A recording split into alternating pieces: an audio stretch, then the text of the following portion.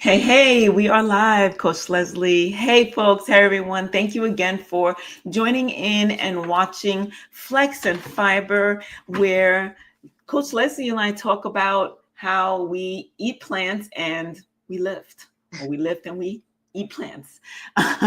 Whichever way you want to twist that around, that's what we do.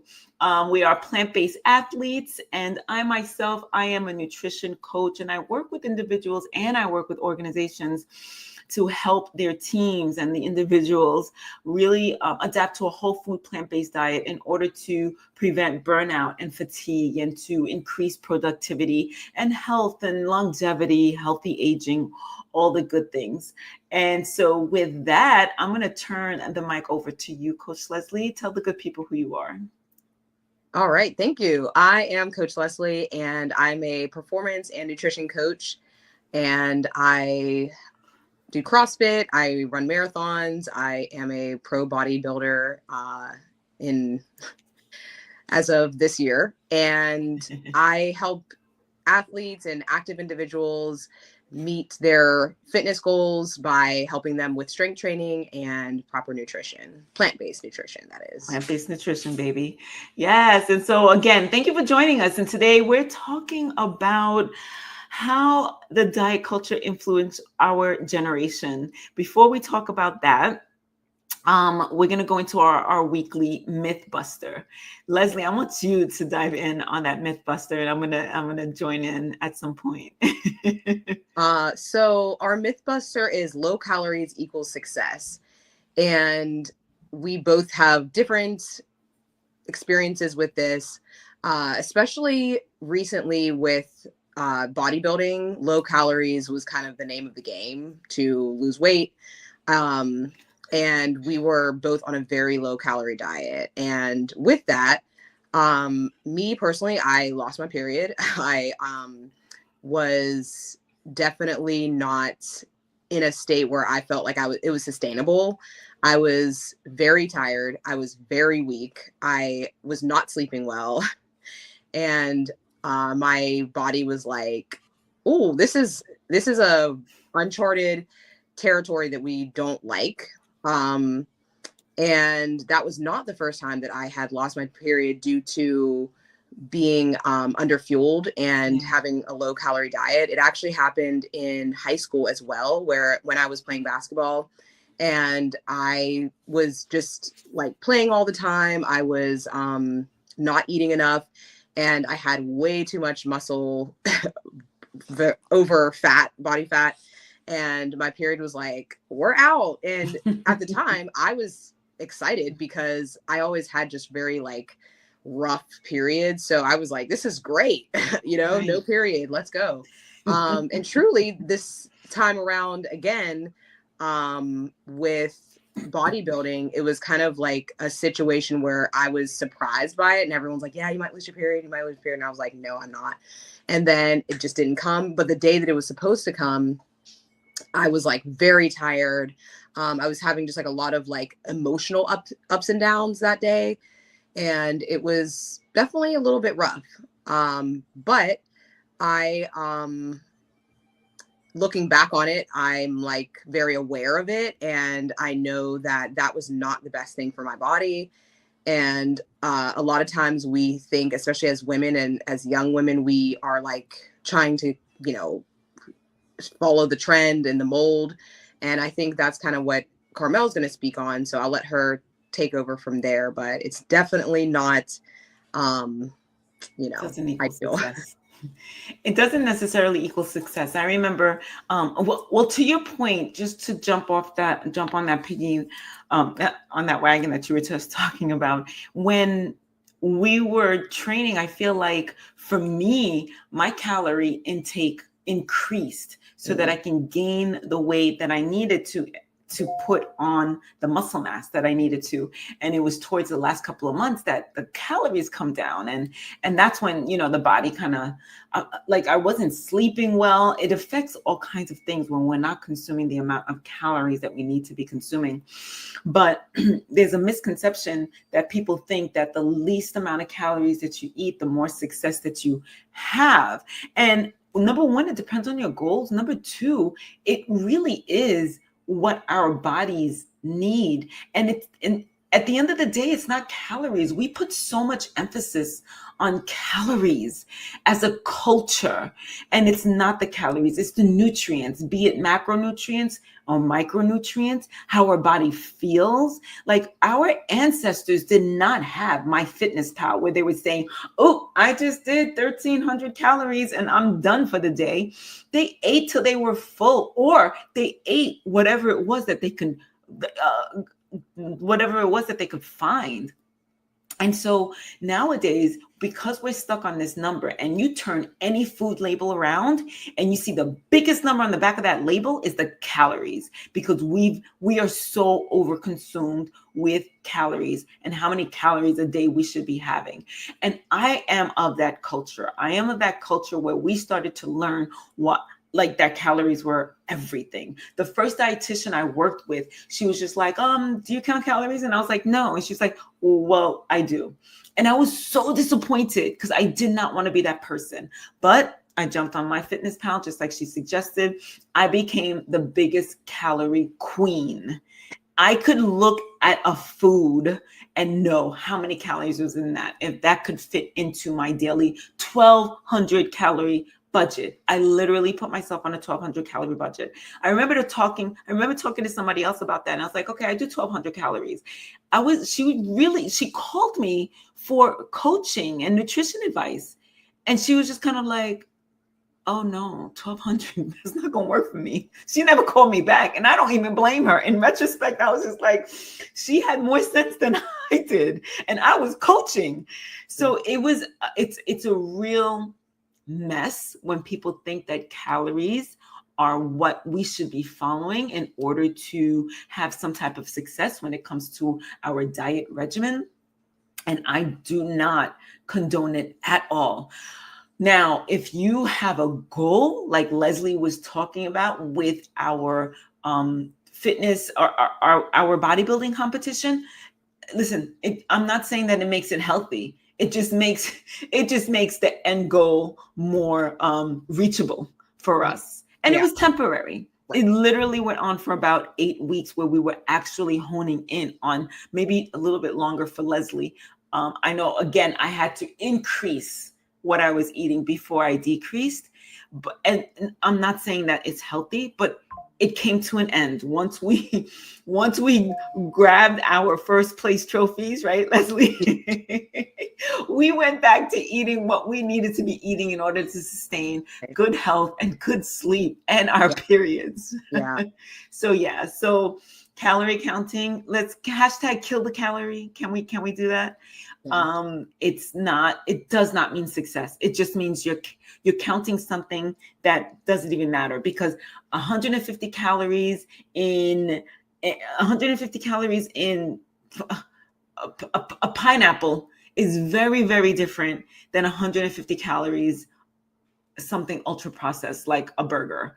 They're very different, where pineapples have all kinds of amazing nutrients and it comes from the earth, and a burger is just fatty. So when we think about it in terms of that, whatever this is, 150 calories, they're not equal, because one thing has more of something and the other one might have much more of a different macronutrient that maybe we don't want to consume for whatever reason. So with that said, easy explanation, guys. We're not talking science here. We're just talking what's real. So with that said, we're going to move on to the next topic, which is how diet culture affected our generations. Now, if you guys are tuning into Coach Lesley and myself, Flex and Fiber, for the first time, you might not know that we have, 17 years between us. Yeah. I am a Gen Xer and Coach Lesley is a Millennial. Yes. And we have two different ideas of what the diet culture, not ideas, experiences, real life experiences as to how we navigated or how we perceived or how we came into the diet culture. So I'm going to take this one on since I'm older.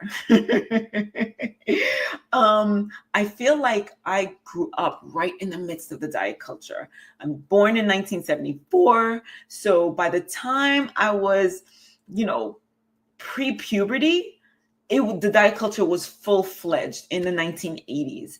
And I kind of went along with everything everybody was saying. And interestingly enough, I was talking to my sister, Lesley, and some of you may not know, my sister is my twin.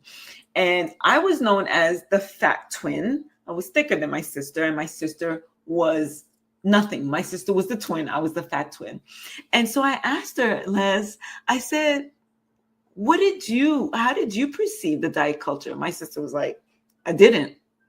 It was nothing for her to think about. Yeah. She was slim. She was skinny. Nobody ever teased her. Me, I was teased. I was constantly, I was constantly teased. So I really became aware of my weight, my shape, my body image pre-puberty. I was like 10 years old when I remember sitting down and in pants and looking down at my thighs and thinking, my thighs are so big. I was 10 years old. I was in the 5th grade.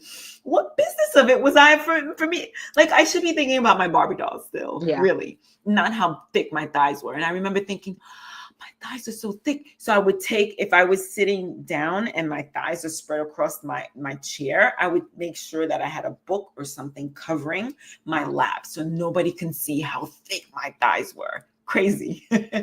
And so I grew up really just very focused on how I looked. And I remember the first time somebody called me skinny, you couldn't tell me that I didn't win $1,000 in my young 13-year-old brain. I was like, flying across the air. Somebody called me skinny. Like, what? Me? Diet culture all the way. I remember restricting myself from food, Lesley. I remember really looking like skipping breakfast, skipping lunch, having a piece of bread for breakfast because I didn't want to be fat. I'm looking, and it's interesting because it wasn't really so much watching my mom. My mom, I remember talking like she just wanted to lose a little weight, but it wasn't overwhelming. She never walked around putting herself down, and she didn't do that to us either. I just really remember being influenced by what was on television, the ads that would come on. I remember being influenced by the actresses and the models and Victoria's Secrets. I was a Victoria's Secrets fashion girl for like secretly low key for practically a decade of my life. And as long as I fit into those clothes, and it had to be the smallest sizes, I was like, people like, where you shop, Victoria's Secret. And I was so proud of that because that meant I was able to maintain this image that the diet culture was promoting. And I was all about it, Coach Lesley. And I feel like that was always my win. And when I did start to put on the weight, I stopped looking at myself in the mirror as much. I started dieting again because that's what I knew. And I wanted nothing to do with exercise. I remember all of that. So that's what the diet culture did to me. And then, of course, as the years gone by, we're having a little bit of more positive image when idea or wording and language around body positivity and all of those things. But I'm definitely a baby of the diet culture. What's your experience? Yeah. So being a millennial, I had a completely different experience because our parents were Gen X and boomers. Yeah. So our parents were like the ones that were going through the Weight Watcher, Slim Fast, low fat era. And my mom, like yours, wasn't like a huge influence, like I would say, with what she did or said. But my mom was always overweight. and she did all the things. She did the Slim Fast, she did the Weight Watchers, and she was always pretty much dieting, but it never really worked. And she would lose some weight, but it was never like, she lost it all. Oh, excuse me. And it stayed off. But my mindset was always like, I don't want to end up like that, because I always thought that my fate was I was going to get overweight, have diabetes, and like die young. Seriously. Like that was like my fear. So from a very young age, so you were very aware of that. Yeah.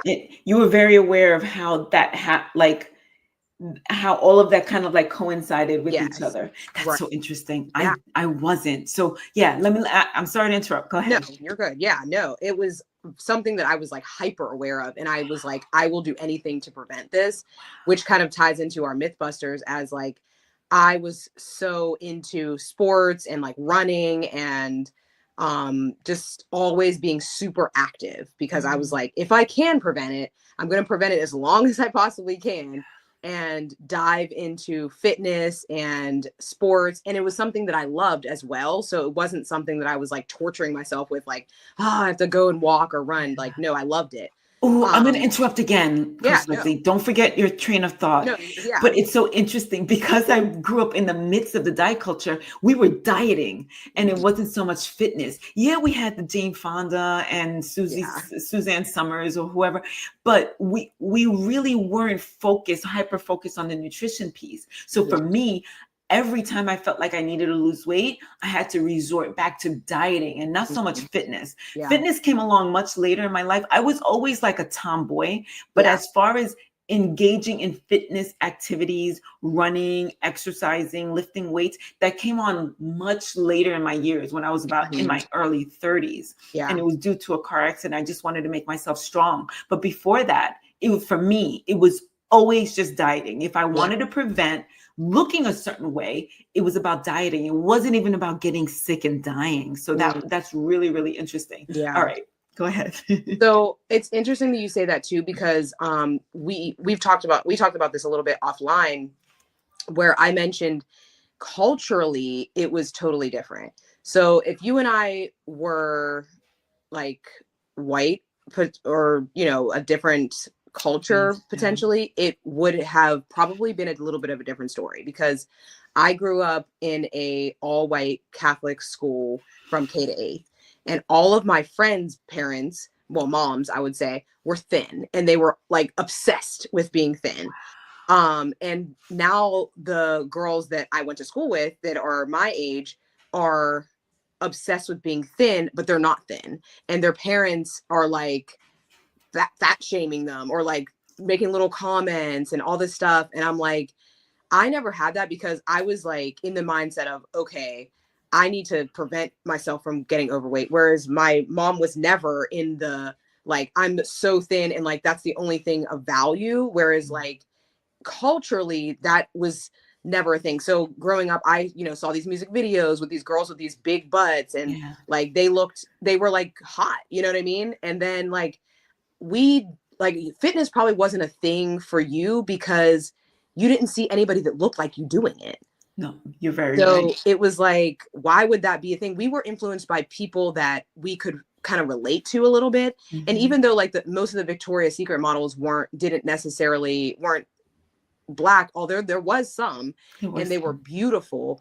And Victoria's Secret, it's a little bit different, because it's like more than just like the models. It's like the brand, the style, like the type of clothes, the bras, like, it's different. So, and it's a little bit more relatable overall. Whereas like, but now they are. Back then, right now they're Back then they were all too skinny. Yeah, way too skinny. Yeah. And there wasn't a such thing as like a what do they call it? Full figure model. Yeah, it was like frowned upon. Yeah. And Tyra Banks was the first, like, their first full figure model. Exactly. And I was always a tomboy as well growing up, and so I was like, I loved Michael Jordan. He was like it for me, and I'm like, I want to be just like him. I had like the Chicago Bulls like jacket, like that I wore like every day. And so that was kind of like a role model that I could see myself like, okay, even though he's a man, like he's a basketball player that is super good that I just loved watching. So, and I really looked up to, and I was like, oh, I want to be like him. Mm-hmm. So that was my kind of like first introduction to fitness of basketball. And I was like, oh, this is great. I love this. So I did have somebody that at least I could relate to, because he reminded me of my dad and my uncles. And I was drawn to him because he just reminded me of the male figures in my life. Right. And so I could relate to that. And that's why I kind of got into like basketball as my first fitness love. And I think it's really just all about like the impression that we were put on, because I started playing basketball when I was like 7. And you know, 90s were the time that Michael Jordan was going on his like, you know, his run of NBA titles. So I was like very influenced by that. And I think that's kind of what it is. Like diet culture influenced your generation. Yeah. But the thing is like, that was what influenced my generation. And what my era was like the milk mustache. Remember that? Yes. I loved milk. Like I could literally drink a gallon of milk in 2 days, and like no shame. And I mean, clearly that had terrible effects on me. Yeah. That's a whole other story. But that was something. Yeah, we'll save that for another all podcast. the athletes were drinking this milk, and they were like, "You should drink chocolate milk after a workout." Yes, Say less. yes, I will do that. That sounds great. So that really influenced me with that. So I was very influenced by like the diet culture of preventing being overweight. Yeah. But my mom was still doing the slim fast, the low fat, the Weight Watchers and all that stuff. And it didn't ever work for her, at least. But I was like, I have to figure out something else because this isn't working. That's so interesting that this was a conscious thing for you. Oh yeah. And you were thinking long term. Yes. I was just thinking. I literally was like, and then when I have kids, like I'm going to be like, just blow up. Like literally, like my dad was so like animated, and he was always like, yeah, like you're just going to be a house. And I was like, oh my, like he never had a filter. So I was like, in my mind, I was like, I have to prevent that from happening because I thought it was inevitable. Like I literally thought there was nothing I could do except like just be as fit as possible. So I was like, say less, I'll be as fit as possible. And that's what I did. I was so incredibly fit that I lost my period, and I was just like engulfed in this like working out. I mean, in the summer, every day I was at the gym in the morning for like hours. I literally would shoot. I would make 100 foul shots, and then I would have to make 100 53s and then 100 like inside shots before I could even leave. And I would still work out. Like I would still do like weight cardio and run to the gym and back. Like crazy. So let me ask you, did you think, now in retrospect, do you feel like that was a little bit on the unhealthy side? Or by that time, were you feeling like, I'm really loving this sport and that's why I'm doing this? So a combination? I loved it. At the time, like looking back at it now, my mindset, I feel like was a little bit unhealthy because it was just like so extreme. And I was just like always playing, always doing the stuff. Like I was by myself. Like I didn't have anybody. My dad would come to the like rebound for me sometimes, but like I did this all by myself. I mean, like nobody was there. Nobody was like, you should do this. You should wake up at 8 a.m. or 7 a.m. or 6 a.m. And get how ready. old were you about the time?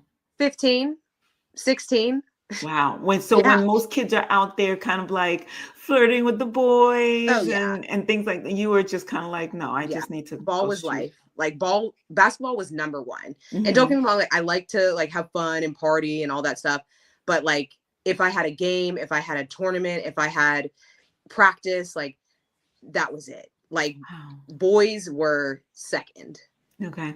Basketball was number one, no matter what. And my parents never like, you know, they were like, this is great, you know? Yeah, it kept you out of trouble. Yeah, it did They, keep me out of they trouble. didn't have to worry. Exactly. And they did everything in their power to make sure that I was able to do these things and have these resources to do that, so that I would stay on track, because I was at times very like impulsive, and I was like a little bit of a wild child growing up. So like they knew, like, if I had this, I was good. Yeah. That was basketball was my boyfriend. That was your boyfriend and lifesaver. Yeah, right. Seriously. Oh my God, that is so good. Thank you for sharing all of that. And it speaks a lot to how the diet culture influenced our generation. Points of view, right?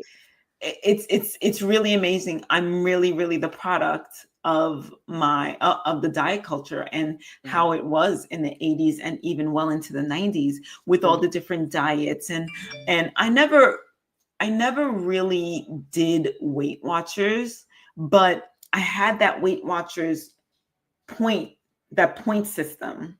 Yeah. And I remember comparing it with my sister and other people, and we would be like, oh, did you, if you go to, what's that store? Subway sandwich store. If you go to Subway's, a Subway sandwich is only X points. Like we knew what each of the foods were by the points, because and that was pretty much on the idea, like a calorie is a calorie, because that's what Weight Watchers was doing. Because if you ate as little points as possible, you can have your chocolate cake, maybe even 2 pieces at the end of the night. That was like the thing that they promoted. I always remember they were like, you can have dessert. And like, that was, it was always like a piece of chocolate cake or like a brownie or something, like a lava cake, like, where do you even find those, you know?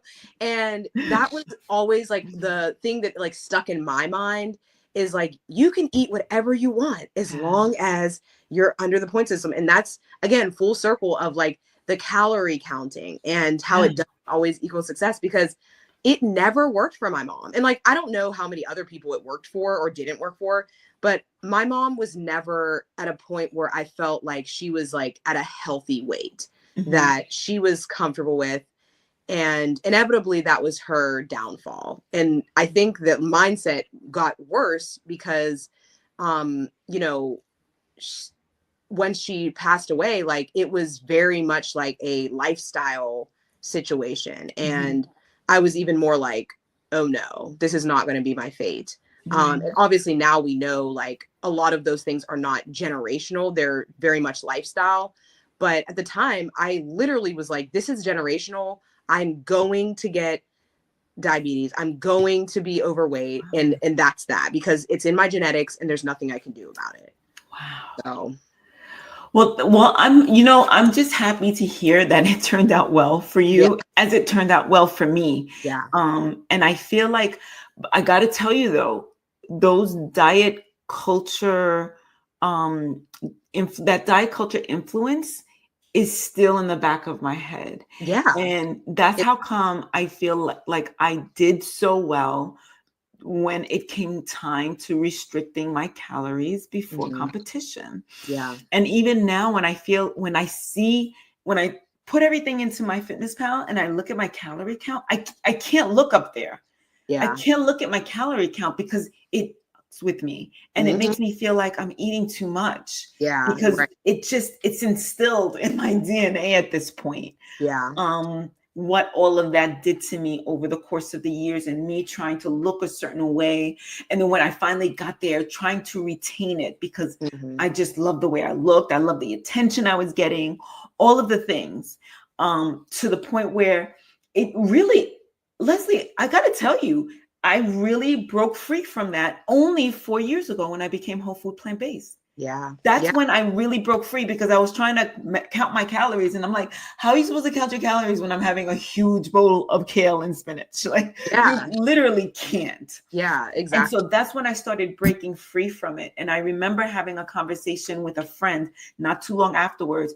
And she went in on me. She was like, well, how is somebody supposed to lose weight if they're not counting their calories? Like, she was not happy with the things I had to say. And because I was trying to explain to her what I had come to realize through experience and what I was coming to learn through studying, that a calorie is not a calorie.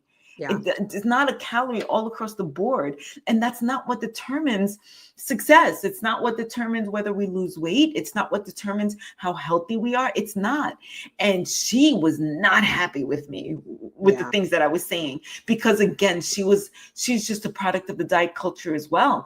And me, I had to kind of like, okay, Carmelle, you're plant-based. How do I know how many calories this huge cucumber has versus this small cucumber? Because they don't come in packages. And I was so used to eating from packages where I could just look, this is 140 calories, put that in my Fitness Pal, keep it moving. But that's not the way it is where we're eating plant foods. So I had to kind of like disassociate myself with that.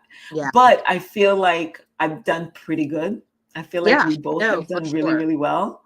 Yeah. I mean, it's childhood trauma. Like, we all have some sort of trauma, and like, it is, breaking free is not easy. I think just like being aware and in touch with your self is the kind of the first part of it, you know. And nobody told us that though. Yeah, exactly. And then a lot of times we don't realize we have a problem until something happens.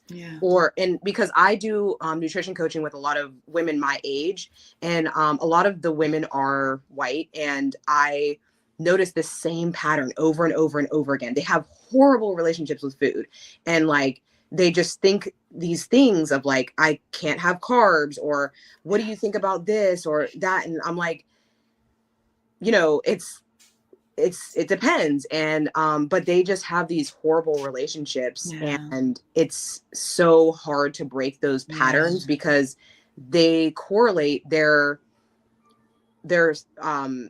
success, their worth with their weight. And I'm like, it sounds so simple and so like irrational almost that it's like, oh wow, like you really think that, because they always have been told slim is better, thin is better, and it's not always the case at all. And now that you're talking about one of your clients or your clients, I had a client who she would show up. I would say, I want to see pictures of your meals. And she'd show up and her meal was so small, but all she had on there was like lettuce and tomato and cucumber and typical things. And I'm like, where is your meal? Like, that's a side salad at a restaurant. Where is your meal? And she had such a hard time adding food to her plate. And again, she's my age, so she's right in there, mixed up all in that diet culture with everything that diet culture was teaching us. And I had, unfortunately, maybe about, I want to say 15, 20 years ago, a girl that I grew up with in the neighborhood passed away, and she was only 3 years older than me. Come to find out, she passed away because of diet pills.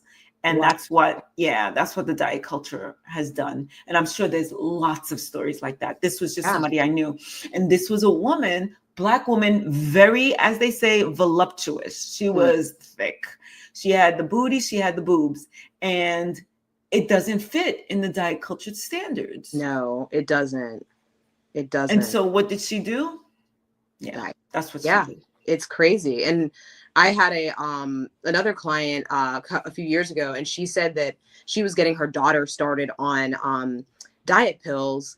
And at the time, I think her daughter was like 13 or 14. Like, she was really young. And I was like, oh my gosh, like, you know, I was trying not to be like dramatic about it, but I was like, is that something that you feel is like, will help her? Like, you know, and she was like, well, I started around that age too. And I'm like, whoa, you know, like, that's crazy to me. I mean, because as a kid, there's so many things. Like, as adults, I always joke, because I'm in the fitness world, and I'm like, adults don't they don't sprint anymore. And a lot of times we don't sprint. I mean, you know, we do, but a lot of adults don't sprint after they're, done playing their sport or whatever. And I'm like, kids can sprint, they can do all the things, and they don't have bad knees yet, hopefully. I mean, probably. They don't have all these like restrictions that we tend to have as adults. And I'm like, there's literally no excuse. And you have control over what they eat because you are the one paying for it. You know what I mean? Like, even if they have a job, like, they're probably not buying all of their food. So I'm like, you have such a big influence on so much. And I'm like, but therein lies the problem. Yeah. That woman has so much influence on everything that her daughter does and eats. But the culture and the landscape and the marketing and everything, she's got to go to work, and there's probably Dunkin' Donuts there too. Like, everything influences her. And in order to survive in that type of a world, we got to take these diet pills. Here you go, baby. It's crazy. And I'm crazy. Like, I like the craziest kicker of it all, and I'm going to stop this rant, but the kicker of it all is that they don't work. They aren't working for people. I mean, there are cases where they like it can and has, I guess, but like long term, the majority of people go right back to the weight they were or are heavier after 1 to 2 years. But see, Lesley, I feel like that's the thing too, because you're saying long term because you thought in long term. Yeah. Most people are thinking about the vacation I'm going to in 2 weeks, or the wedding that's taking place. I'm engaged now. I got to go on a diet. Like, most people are thinking short term and not really thinking long term. The idea, I'll sleep when I'm dead, like, I'll deal with that when it comes. But right now, this is what I want to look like. And if they're telling me I can lose weight in 3 weeks just by popping these pills, I'm going to do it. And then I'll go back to the way I'm eating because I love my McDonald's. And then if I need to lose weight again, I'll pop more pills. And I feel like that's what the diet culture has, invoked in us. Yeah, it's just crazy. And it sounds crazy. Like, you don't want to call like people crazy. No, but it is crazy, but people are not crazy because we are so influenced, and we just want to do the best that we can do. And we want to look good. Yeah. Yeah. Everybody wants to look good. No one, I don't think, ever has said, like, I don't want to look good. I mean, and nobody's ever really said, I want to be unhealthy. Yeah. But the thing is, a lot of times diet culture and health are completely separate.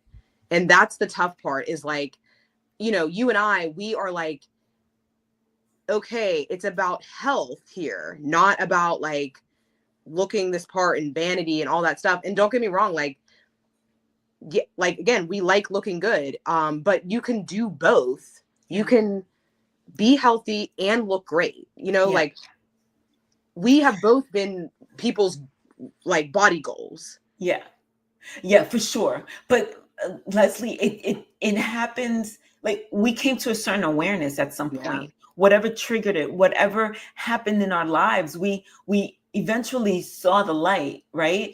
And some people haven't. Some people really don't understand. One of my most recent clients, she's like, Carmelle, when I heard you were vegan, I thought you were loony. And then she came to me, she says, she said the word loony, literally said loony. And then she's like, Carmelle, I'm inflamed, help me. I told her, you're going to go plant-based. In 3 days, she was like, I feel the difference already. And she said, I thought you were loony. And that's what she kind of told me. I'm like, loony.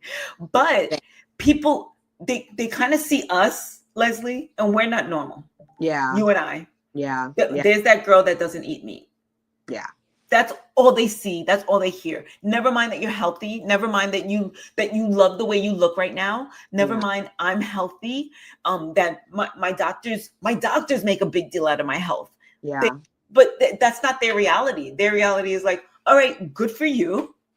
That's not me. I don't have the money to go buy produce, which we'll talk about on one podcast sooner or later. Yeah. And I don't have the time to exercise. So you keep doing you. I'll keep popping my pills. I'll keep dieting. I'll keep doing this. But at the end of the day, I think everybody's just striving to be their best with what they feel like they can do. The limiting beliefs that they kind of think that, oh, no, that's not for me. That's good enough for Carmelle. That's good enough for Lesley. But that's not going to work for me. Mm-hmm. And it might take for them to get pushed against the wall for them to finally see it. They might one day, and they might wake up one day and it might make sense, or they may never. But folks, we are not here to judge. We're just literally having this conversation. Lesley and I have been through what we've been through, and we've come to the realization what works for us. And everybody's journey is different. Yeah. Yeah. So with that, let's move on to our next portion, our next segment of our show. So folks, if you have anything that you'd like to add to this discussion that we just had, we would love to hear from you. So leave a comment. We promise to answer back. And our next segment is our food of the week. And this week we're talking about root vegetables. You want to start this one, or you want me to start this one, Lesley? I'll start it off. Root vegetables, there's a lot of them. I'm not going to name all of them, but we have beets, we have radishes, carrots, celery, turnips, shallots. I personally have a beet tattoo on my arm. I love beets so much. They're just really, I think they're so good. You can do so many things with them. I love beet juice. And when I first became vegan, this is so random, but I would always drink beetroot powder, and I would be just like running past everybody with when I started CrossFit. I would just be like killing it, and everyone's like, "What are you doing?" And I'm like, "I'm drinking beetroot." People would be like, "Okay," but I really felt like it helped. Again, it helped me, and it's one of those foods that like it helps open up your blood vessels. Your blood vessels. Yeah, so it helps with your blood and bringing oxygen into your body. Yeah, for sure. And I just thought that was amazing and fascinating, and I really like earthy tastes, flavors. Yeah, and I always joke, and I'm like, if it tastes like the earth, I'm probably gonna like it. So, or if it tastes like dirt, I'll probably like it. And, they're just so good for you. There's so many different benefits of each root vegetable. Yeah. Turmeric, it's like crazy. Anti-inflammatory. Yeah, yes. And like I went through a phase, I don't know if I'm out of it actually, that I would just sprinkle turmeric on everything, like random stuff. And I'm like, I thought I put turmeric in here. Because you can put it in sweet and savory dishes. You can. And it's just so good. And that's really originally why I went plant-based, because I was so inflamed. And any like anti-inflammatory like thing that is natural, that I can consume, I'm all for that, because I am not inflamed anymore. I don't have joint pain and all that annoying, stressful stuff. And now I embrace all of the root vegetables. They're delicious. They're so versatile, and I love them. Very, very versatile. Yeah. So root vegetables. Yeah. Everything that you said about the beet. I love beets. And I remember I never disliked them. I just have a newfound appreciation for them, especially after I've learned how good they are. Like you said, anti-inflammatory. And in fact, I'm going to say all plant-based athletes pretty much know about the pre-workout like pump that we get from beets. I remember the first time I heard about it and I knew about it, but the first time I experienced it was beautiful. I had my beet, like a fresh beet, raw, threw it in my smoothie. I love the taste. Like you said, if it tastes like the earth, I'm probably gonna like it. So I'm drinking it, and like a few minutes later, I just felt this surge of energy. I'm like, and it was cold outside, and I was getting ready for my run, but now I was just like, I feel it now, and I'm like grabbing my jacket, I'm putting on my shoes. I'm like, I gotta go out now, because I just felt that bolt of energy. It's amazing. So folks, don't eat or drink a beet juice or smoothie right before bed. Don't do that. Oh, no. Probably not. It literally does send a bolt of energy through your system, and it lasts. And it's a real thing.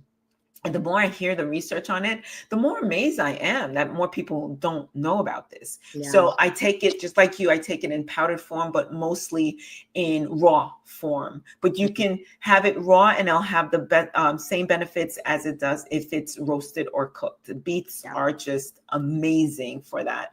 And so some of our other, you mentioned, I think, radishes, you mentioned the turmeric, ginger, rutabaga, radishes, malanga. I think people from the islands really know what those are.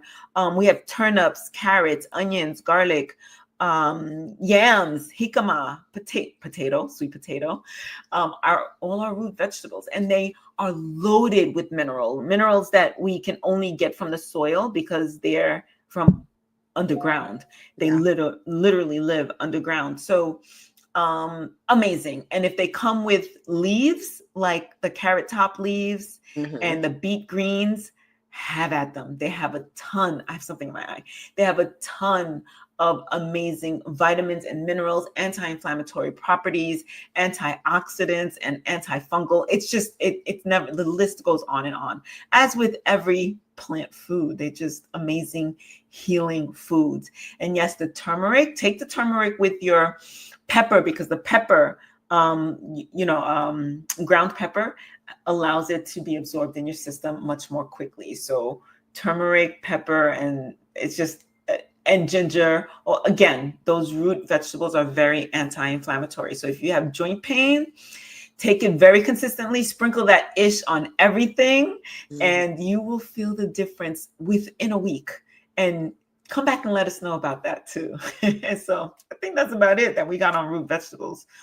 Yeah. What you got? That's it? Yeah, that's it. Yeah. All right, folks. So with that, we're going to say thank you for listening. Thank you for watching. Always comment, like, subscribe, share this out to people who you feel might enjoy what we're always talking about. And what we're talking about is flexing and drinking and taking in our fiber. So we lift and we eat our plants. So with that, we'll see you next week, right, Lesley? Yeah, we will. Thank you. Ciao, ciao. Bye. Bye, everybody.